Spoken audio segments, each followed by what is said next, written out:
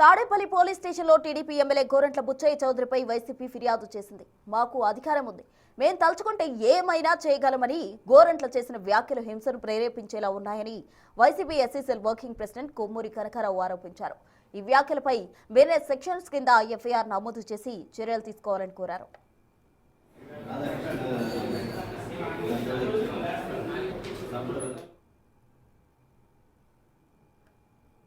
హత్యలు చేయించడంలో జగన్ ఆరితేరారని వైసీపీ గొడ్డలి రాజకీయాలకు తెరలేపింది ఆరోపించారు గోరంట్ల బుచ్చయ్య చౌదరి.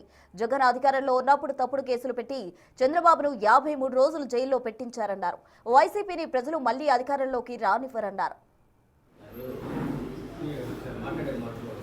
రాష్ట్రాన్ని భ్రష్టు పట్టించిన గత పాలకులు తిరిగి మరలా తప్పుడు ప్రచారం చేసి గోబెల్స్ ప్రచారం చేసి రాష్ట్రాన్ని సర్వనాశనం చేయాలన్న ఆలోచనలోనూ పెట్టుబడులు రాకుండా పారిపోయేలాగా చేయడంలోనూ ఒక అరాచక ఆటవిక విధానం సృష్టిస్తాము, మా ఇష్టరాజ్యంగా చేస్తాము, గొంతులు బాస్తాము, నరుకుతాము, ఈడుస్తామనే వాదనలో వెళ్ళడం చాలా దురదృష్టకరం.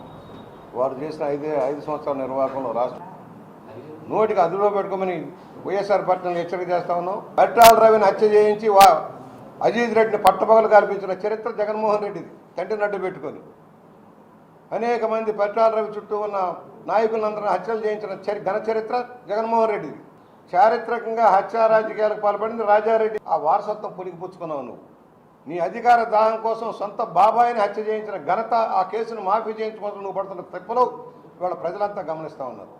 నరుగుతా అంటారు. ఏంట్రా నువ్వు ఎదవలారా, మీరు నరికేది మేమే నరకాలం, మాకు అధికారం ఉంది, మాకు ప్రజాస్వామ్యం మీద నమ్మకం ఉంది, శాంతియుతంగా ముందుకు సాగుతాం, చట్టం తన పని తాను చేసిపోతుంది. పిచ్చి ప్రేలాపన పెడితే అంబటైనా గుమ్మటైనా గుమ్మటం పట్టించేస్తాం.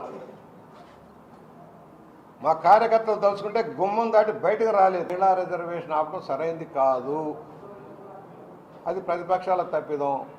2, ఇప్పుడు కనుక బిల్లు పాస్ కాకపోతే 50% రాకపోతే భవిష్యత్తులో కనుక జనాభా ప్రాతిపదికనగా 26 జనాభా లెక్కల ప్రకారం ఇస్తే మనం తీవ్రంగా నష్టపోయే అవకాశం ఉంది. అది రేపు చేతులు కాలేక ఆకులు పట్టుకున్నట్టు అవుతుంది.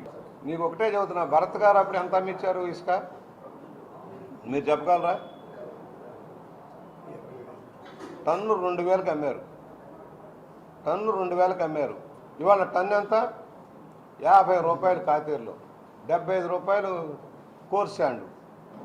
అదే వేమగిరి ఇంకా ఓపెన్ చేస్తే 20 రూపాయలు. ఎప్పుడైనా చరిత్రలో ఉందా ఈ ధరలు? మీరే వెళ్ళండి, మీకు ఏం కావాలో తీసుకోండి, లారీ కిరాయి మీరు పెట్టుకోండి. 50 రూపాయలకు 75 రూపాయలకి ఇవ్వకపోతే నన్ను అడగండి. ఆంధ్రప్రదేశ్లో ఎక్కడా లేని తక్కువ రేట్లు అమ్ముతున్న భర్త గారికి పాపం ఆయన అప్పుడు భారీగా అమ్మారు కనుక ఆయన ఇది ఆయన ఉండదు.